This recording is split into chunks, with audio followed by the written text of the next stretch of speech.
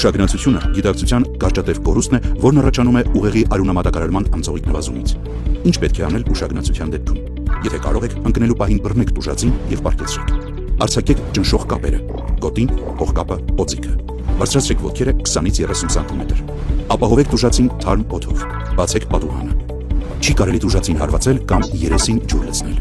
Թույլ մի տվեք տուժածին կտրուկ վեր կենալ, այլապես ուշագնացությունը կարող է կրկնվել։ Սպասեք մի քանի րոպե, ապա օգնեք նրան աստիճանաբար վեր կենալ։ Գիտակցության վերականգնումից հետո ստուգեք վնասվածքների առկայությունը։ Փորձեք պարզել ուշագնացության պատճառը։ Եթե տուժածի գիտակցությունը չի վերականգնվում, ստուգեք շնչառությունը եւ գործեք անգիտակից տուժածի օգնության քայլերին համապատասխան։ Եթե ուշագնացությունը հիվանդության հետևանք է կամ կրկնվում է, եւ եթե տուժածը լուրջ վնասվածք է ստացել, ահազանգեք շտապօգնություն։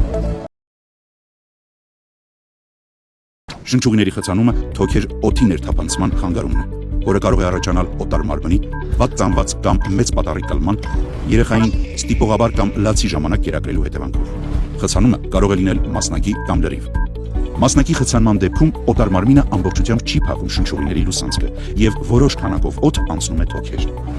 Եթե տուժածը հազում է, մի խանգարեք նրան։ Հավանական է, որ հազալիս օտար մարմինը դուրս կգա շնչուղիներից։ Օտար մարմնի դուրս գալուն պես տուժածի հազը կդադարի, շնչառությունը կկարգավորվի։ Եթե օտար մարմինը դուրս չի գալիս, ահազանգեք շտապօգնություն։ Լրիվ խցանման դեպքում օտար մարմինը ամբողջությամբ փակում է շնչուղիների լուսանցքը, թույլ չտալով, որ օդ անցնի թոքեր։ Սա կյանքին սպառնացող վիճակ է։ Եթե ձեր շնչուղիները լրիվ խցանվել են, ապա դրեք մի բռունցքը որովայնի վրա, մյուս ձեռքը դրեք առաջինի վրա եւ դեպի ներս ու վեր ուղղված ուժեղ հրումներ կատարեք։ Կարող եք ամբողջ իրանով հրվել աթոռի թիկնակին, լվացարանի կոնքին եւ այլն։ Դիմացինին օգնություն ցուցաբերելիս կանգնեք տուժածի մեջքի ետևում եւ 5 անգամ հարվածեք թիկունքին։ Մի ձեռքի բռունցքը դրեք տուժածի որովայնին, մյուս ձեռքով բռնեք ձեր բռունցքը եւ կատարեք դեպի ձեզ ու վեր ուղղված 5 կտրուկ հրում։ Եթե հնարավոր չէ ձեռքերով ընդգրկել տուժածի որովայնը, կատարեք կրծքավանդակի սեղմումներ, մինչև օտար մարմինը դուրս գա եւ տուժածը սկսի հազալ ու շնչել։ Եթե տուժածը կորցնում է գիտակցությունը, անմիջապես ահազանգեք շտապօգնություն եւ սկսեք կատարել սիրտ-թոքային վերակենդանացում։ Ձեռքերը պետք է դնել կրծքավանդակի կենտրոնում եւ եթե այդպես մենք վիզուալ այդպես նայենք, կրծքավանդակին կենտրոնը մոտ այս հատվածում է գտնվում։ Ձեռքը ասելով մենք տեղադրում ենք ափի հիմքը եւ ափի հիմքը դնելով այստեղ, մյուս ձեռքով անպայման վերևից պահում ենք։ Այս դիրքով պահելով մենք պետք է հաստատենք, որ մենք գտնվում ենք ինքներս ճիշտ դիրքում 96 աստիճանով դեպի հիվանդ եւ որպեսզի մեր արմունկները միշտ լինեն ուղիղ եւ մենք լինենք տուժածի անմիջապես վերևում։ Սեղմումները կատարում ենք բավականին պես խորությամբ, պետք է ձգտենք 5-6 սանտիմետր խորությամբ կատարել ամեն մի ներսումը եւ շատ կարեւոր է ամեն անգամ սեղմելուց, որ մեր ձեռքը լիովին բարձրանան, կրծքավանդակը բարձրանա մինչեւ վերջ։ Մենք պետք է ձգտենք 100-ից 120 պես սեղմում լինի 1 րոպեում։ Մի քիչ դժվար է կարող է հաշվել, բայց եթե մենք հաշվենք 1 վայրկյանում 2 սեղմում, դա մի քիչ ավելի հեշտ է եւ եթե կատարենք 1 2 1 2 1 2 եւ շարունակական այս հաջողականությունը պահպանենք, դա նորից շատ կարեւոր է, որովհետեւ մենք կարողանանք հասնել մինիմում 100-ից մինչեւ 120 սեղմում 1 րոպեում։ Եթե մենք մենակ ենք եւ սպասում ենք օգնությանը, մենք չենք դադարեցնում սեղմումները, այդ կփորձում ենք անընդհատ այդպես սեթևը շարունակել։ Դա շատ կարեւոր է դառնալի շարունակական, կարեւոր է մենք չկանգնենք եւ այդպես ինչ որ դադարներ երկար չտանք եւ եթե դուք հոգնում եք անպայման նույնիսկ եթե ուրիշ այլ սարքավորումներ եւ այլ բան չունեք ձեր ձեռքի տակ, գոնե կարողանաք ինչ որ մեկ ուրիշը ձեր կողքին լինի, որպեսզի իրար փոխարինեք, որ այս սեղմումները հնարավորին չափով շարունակական լինեն եւ չդադարեն։ Եթե դուք չունեք որևէ այլ սարքավորումներ, մասկա եւ դիմակ կամ այլ սարքավորում ձեր ձեռքի տակ, այս վերջին եւ շատ արդեն երկար տարիներ ու դժտարների ուղղություններով մենք բերան փչումներ չենք անում, որովհետեւ դրանց այդպես կարեւորությունը եւ դրանց էֆեկտիվությունը ավելի քիչ է, քան ոնց որ ավելի բարդությունները, երբ որ մենք ժամանակ ենք ծախսում ոչ էֆեկտիվ ներփչում կատարելով եւ շատ երկար ժամով դադարեցնում ենք մեր սեղմումները։ Դրա համար այս մի ոնց որ ամբողջությունը դուրս է եկել ալգորիթմներից շատ երկար տարիներ արդեն եւ մենք այդպես մեր ամբողջ ուշադրությունը դնում ենք հենց սեղմումների վրա, շարունակական եւ էֆեկտիվ եւ ճիշտ։ Շնչառության խանգարումներ։ Հասուն մարդը 1 րոպեում շնչում է 15-ից 20 անգամ, 1-ից 8 տարեկան երեխաները 20-ից 35 անգամ, իսկ մինչև 1 տարեկան երեխաները 35-ից ավելի։ Հիվանդագին վիճակների ժամանակ շնչառությունը կարող է ավելի արագանալ, դանդաղել, լինել ընդհատումներով, դառնալ մակերեսային կամ էլ դադարել։